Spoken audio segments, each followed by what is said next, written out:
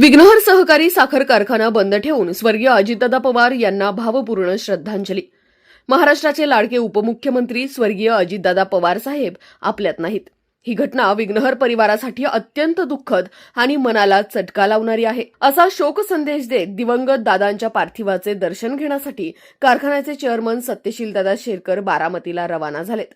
आज या दुःखद प्रसंगी कारखाना कार्यस्थळी विघ्नहर कारखान्याचे व्हाईस चेअरमन अशोक शेठ घोलप यांनी विघ्नहर परिवाराच्या वतीने शोक व्यक्त करत संपूर्ण कारखाना बंद ठेवून स्वर्गीय अजितदादांना आदरांजली वाहिली। यावेळी कारखान्याच्या सर्व विभागातील अधिकारी व कर्मचारी उपस्थित होते। आपण एक त्यांना श्रद्धांजली म्हणून 2 मिनिट उभं राहून त्यांना श्रद्धांजली अर्पण करू।